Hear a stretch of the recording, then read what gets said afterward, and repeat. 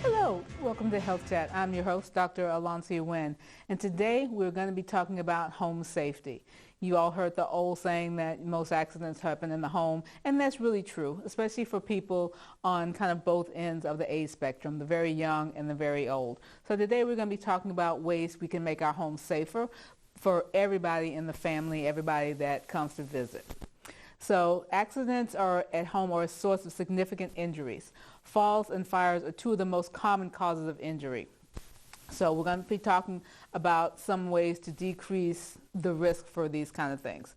So the first thing is we're going to be talking about medications. So you want to make sure that you talk to your doctor about any medications that you're on, because anything that can cause sedation, anything that can make you wobbly on your feet or unsteady or anything like that will definitely increase your risk for falling. So if you have any medication that you feel like causes anything like that, you want to talk to your physician, see if they can come up with a different dose or different medication to prevent that. Another medication is vitamin D. Now there have been some studies that say that all elderly people should take vitamin D supplement to improve their strength, and then get the levels checked, and then obviously if they're deficient in it, then they will need a higher dose. But there is recommended that everyone over the age of 65 is put on vitamin D. Again, some studies have indicated that, but not everybody is convinced of that, so that's something you want to talk to your physician about, see if that's something that they think you would benefit from. You also want to get a regular annual checkup. You want to get your vision tested, because if you have any trouble with your vision, that can increase your risk for falling, both because it may make it harder for you to see anything that you might trip over. Also, if your vision is blurry, it makes it harder for you to see. If you're having any double vision or anything like that, you definitely want to get that tested. You want to be tested neurologically, make sure that you're not having any numbness, because if you have any numbness in your feet, that makes it harder for you to walk. If you have any weakness in your legs, even your mental status, because if you are confused, that makes it easier for you to trip and fall over things. You want to have your muscle strength checked as well, see if your legs or your arms are getting weak. That will increase your risk for falling. Check your balance. You also want to get your heart checked, because if your heart rate or your rhythm are abnormal, that can certainly increase your risk for difficulties. You want to get your blood pressure checked, because if your blood pressure is either too high or too low, that can cause risk of falling, especially if you have what we call postural hypotension. Now, hypotension means your blood pressure is low. Postural means it changes based on your body position. So what postural hypotension means is that if you get up or stand up quickly, your blood pressure drops, you get lightheaded or dizzy, and that increases your risk for falling. As I mentioned, you want to have your feet checked for any numbness, but you also want to check your footwear, because if your shoes are too big or too small or they're slick underneath, any of those kind of things can increase your risk of falling. And you want to make sure that you have strong lighting in your house, because you want to make sure that you can see everything. You can see any risks, see any irregularities in the flooring, anything. So you want to make sure that you put night lights in the bedrooms, halls, and bathrooms, anywhere where you might get up in the middle of the night and not want to turn on the big light. That way night lights will help illuminate the area, so you're not trying to walk in a completely dark area. Now, when you're putting bulbs in your lamps, you want to use the maximum wattage allowed by your lamp. Now, in your lamp or on your lamp somewhere, there should be a little tag that says the maximum wattage of the bulb that will go in that lamp. If you don't know the maximum, or if that little tag is gone, you don't want to use a bulb any stronger than 60 watts, because you don't want to use a bulb that's too strong for the lamp, because then that's a fire risk. So, but the more lighting you have, the better you can see, the less likely you are to fall. You want to use non-skid backing on rugs if you have rugs. It's always a good idea to not have the throw rugs. Yes, they're cute, but they're a risk for falling, because you can slide on them, you can trip over them. They're just really dangerous. If you do want to use them, or you just love them, so you want to use one that has a non-skid backing, or you want to attach them to the floor with adhesive or tape. There's two-sided rug tape that is designed for that, but if you don't have that, plain old duct tape will work as well. You just want to make sure that it does not slide or move. And anything, any edges, loose edges, any fringe, anything like that around the edges, you want to be sure you definitely tack that down, because even if the rug is not moving, but if the fringe is there, you can still trip over the fringe and then you fall. You want to not have any kind of clutter in the areas of the rooms where you walk through. So you want to have everything kind of along the walls, not in the middle or not in the walkways. You definitely want to not have any cords of any kind in that walk area.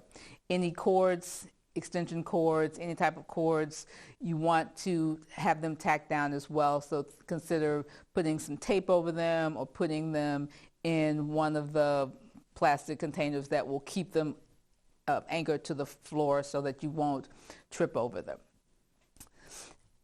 Now, if you have stairs in your house, you want to keep those stairs clear of any and all objects, because anything, you may say, oh, I can walk around that, but you're walking down the stairs, you're carrying something, or you're not paying attention because you're in a hurry, then there's a toy or something on the stairs, you step on it, or you try to step around it, and then you lose your balance. Next thing you know, you're at the bottom of the stairs. Not a good thing. So you want to keep anything and everything off of the stairs. Ideally, you don't want to have any rugs on the stairs. If you do have any rugs, you want to make sure that they're tacked down really, really well. And you want to have handrails on both sides. Most houses, when they're built, they'll put handrails just on one side, but it's a good idea to have handrails on both sides. Both, it can give you some stability if you need to have your hands on something on both sides, but also if you're going up one side, you're carrying something in one hand, then you always have a handrail on the side where your hand is free, so you have something to hold on to. Because you do want to use those handrails when you're going up and down the stairs, whether you're carrying anything or not, again, just to give you that extra stability so that you decrease your risk for slipping and falling down the stairs. And if your stairs are covered in a hard surface like tile or hardwood or concrete or anything like that, you want to get some non-skid strips and put those on so that you won't slip and fall on those hard surfaces. Now, another thing you want to think about is, we've talked a lot about stuff down low, down on the floor, but you also want to think about reaching up, because anytime you reach up, that can throw your balance off and that can fall. So anything that you use frequently, you want to make sure that you keep them within easy reach. You don't want to have something that you use all the time. So the pot you use every day, you don't want it to be at the top of the cabinet where you have to step on the step stool or on a chair or really stretch and strain to get it, because anytime you're reaching up, you're throwing your balance off, and that potentially can cause you to tip all the way over and fall. So anything you use a lot, keep it within easy reach where you can get to it. You want to use those high shelves, and also the low shelves. You want to keep those for the things you don't use very often. Excuse me. When you're walking through your house, you want to wear shoes with non-skid soles. You don't want, and as I said before, you don't want to wear loose or ill-fitting shoes, because that may make you trip. If you're wearing shoes that have a non-skid, with a skid sole, with a slick sole, even if you're walking across carpet or anything, that can cause you to slip and fall. And this next tip is especially for the elderly, but it's a good idea for anybody. You always want to have a telephone within easy reach so that you can call for help if you fall. And I'm talking about having a cell phone or a cordless phone or something like that on your person at all times. Because if you have a phone but it's up on the counter and you slip and fall and you can't get up, then the phone might as well be in another room or down the hall if you can't reach it. So it's always a good idea to have a phone on your person so that if you fall, you can call for help. And you've also seen these pendant devices or things like that you can use to call for help as well. Not a bad idea, especially for an elderly person who lives alone, something like that, something to think about as well. One way that you can decrease your risk for falling by working on yourself is you want to exercise regularly to improve your strength and your balance. So you want to work on your gait, you want to work on your balance, you want to work on your flexibility, because the balance will keep you from tipping over and falling, and then you want to have good strength in your legs, because that will keep you upright as well. There are several different, now the balance and the flexibility are coming into key throughout your whole body. Now, the balance muscles are kind of the core muscles, so your abdomen, your lower back. Typically, as people get older, those muscles get weaker, which is why people tend to be a little bit more unsteady as you get older. So exercises, that work on those muscles are a good idea. The younger you start working on those muscles, the better off, but it's never too late to start. So things that work on those muscles like yoga, Pilates, are good, and the good thing about those two is they also increase your flexibility. Movement exercises like Tai Chi will help work with your flexibility as well, help your joints stay limber so that you're not as stiff. And then just general strengthening and endurance is a good idea as well. So that's falling. So that's a big thing to think about, again, especially in the elderly. The next thing I want to talk to you about is fire safety. Again, that is true for young, old, everybody in between. So as always, you want to think about the ways you can keep your house safe against fire, both to prevent fire and to escape the fire if one does happen. So you want to have at least one smoke detector on each level of your home. Fire experts would suggest that you have one in each bedroom that is occupied as well, again, because that way it's more likely that you will hear it easily if there's a fire. You also want to think about installing a carbon monoxide detector on each level of your home, especially, again, near each bedroom.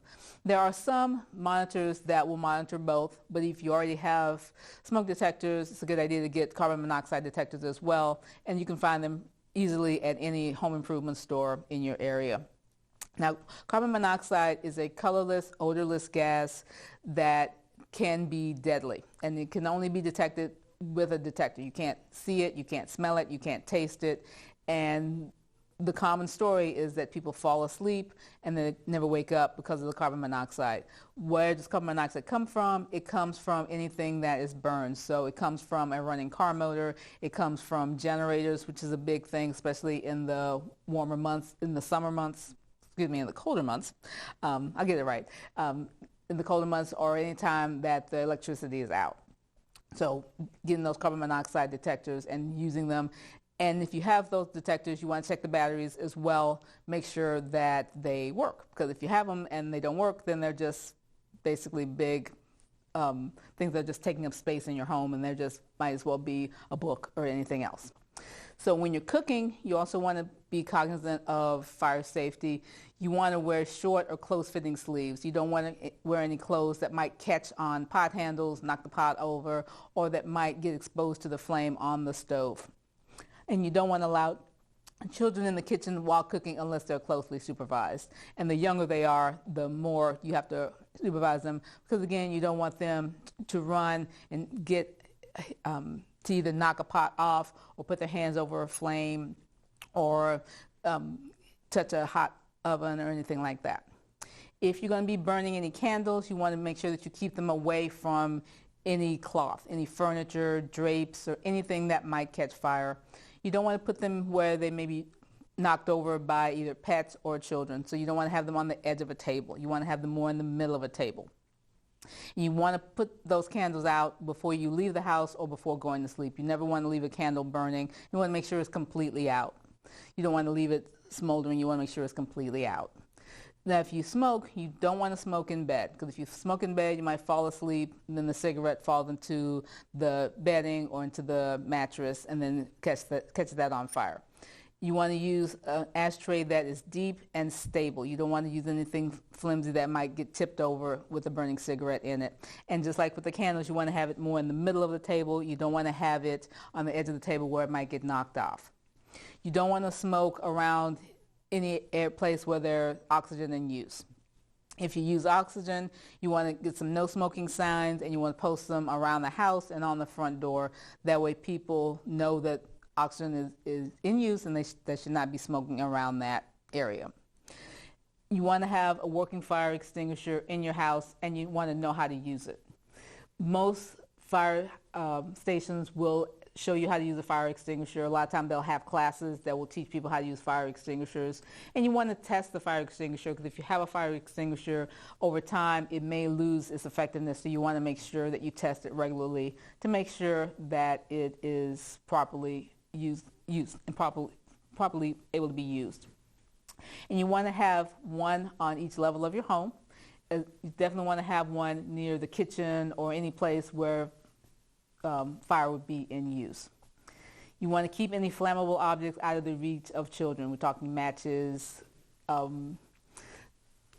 lighters, anything like that. And you want to make sure that they know that these are not toys and nothing that they should play with. So you want to teach them even younger than you think that you might need to, because children are generally curious, especially if they've seen you use these things. They want to play with them, and that can start a fire.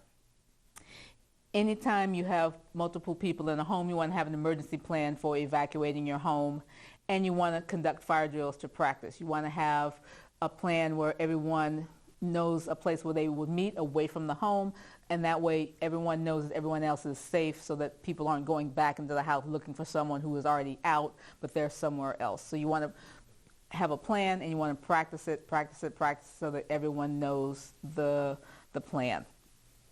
Any flammable liquids in your house, you want to store them in their original container so that anybody and everybody would know what they are. And ideally, you want to store them away from the home, so not inside the house, out in the garage or someplace where they are less likely to come in contact with flames.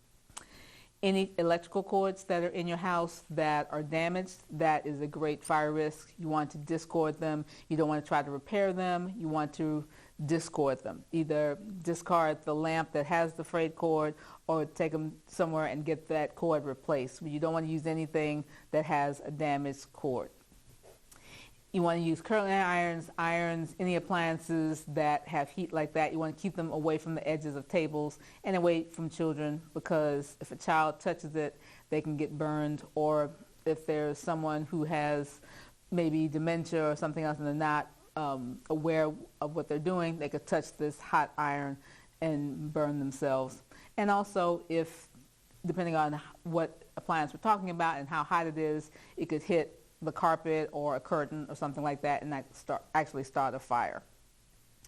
If you use space heaters, you do not want to leave them unattended. You don't want to put one in one room and leave home, or have it in one room and you're in another room, because it could get knocked over, especially if you have pets. It could get too close to curtains or things like that. So you always want to be around the space heater if you're using one. And you want to have a protective screen around ovens, fireplaces, space heaters, especially if you have children or elderly or anyone with any type of cognitive issues that might touch these things and burn themselves. You want to keep all electrical appliances away from water, because water does conduct electricity. So if, say, you're using a curling iron and it falls into a bathtub, it can electrocute the person that is in the bathtub. Or if you try to pull it back out and it's wet, then that could be a risk for a burn, an electrical burn. So not so much a fire burn, but an electrical burn. Another risk of the home are poisonous objects. And we have lots of poisons in our home, cleaning equipment, things like that, which are not poisonous if they're used in their proper manner. But if a child doesn't know what it is and they drink it or something like that, or if a pet gets into it, then there's danger. So you want to keep them in their original container so that you know what they are, and you want to keep them in a proper place. If you have children or pets, you want to keep these things away from an area where they could get into them. You want to keep them in a cabinet that has a lock on it so children can't get into it. And another benefit of keeping it in the original container, not only do you know what it is, but on the back it'll tell you what the ingredients are. It'll tell you what to do if you are exposed inappropriately to this this item, this object. And if you need to call poison control, you can tell them what the ingredients are in that object. Whereas if you put it in another container, then you won't know what it is. Another thing you want to think about when you're cooking, you want to make sure you turn the pot handles away from you, and you don't want to have them hanging out over the stove, because you don't want to be able to knock it off and potentially burn yourself or burn someone else. And you don't want to overload electrical receptacles, because if there's too many objects plugged into one plug, that can cause a short, and that can cause an electrical fire. Also, on the subject of electricity, you want to make sure that all your circuit breakers are appropriate, that they're all functioning, that none of them are overloaded. If you have too many things on one circuit, that can cause a short, and that can cause an electrical fire as well. And one last thing about burns is you want to think about the water heater temperature in your house. You want to keep it no more than 120 degrees, because anything more than that can potentially cause a burn, especially in children and elderly, or anyone who has any type of numbness. So someone who may have diabetes and can't feel their feet as well. They put their feet into a bathtub. They may not be able to tell that the water is too hot until they have a burn. And one other thing I did not mention about burns is you want to be careful about things like heating pads, because for the same reason, if you leave it on, especially if you sleep with it or leave it on for too long, those can definitely cause a burn as well, because a lot of times it's such a low heat that you don't feel like it's a burn, so you leave it on for too long and then you don't realize there's a problem until the skin is already starting to burn. So there's a lot of things that we use every day that can be potentially dangerous or hazardous if they are not used properly. But a lot of times it just takes some time to think about it and to look at our homes in a different way. Because a lot of times if we're in our homes every day, we don't see the risk, we don't see the hazards anymore. We don't see the fact that, yeah, the kids' toys are always all over the stairs. I just walk around them. But you want to really take a jaundiced eye and kind of look at your house brand new and see what those hazards are, see what you can do to decrease the risk, because it doesn't have to be a child, it doesn't have to be an elderly person. Anybody can trip and fall and injure themselves, and that are things that can be prevented. One thing I did not mention also is you want to think about, during the wintertime, you want to think about icy sidewalks and steps and things like that. You want to make sure that you clean those off as soon as possible. Get some de-icer, get some sand, some gravel, things like that.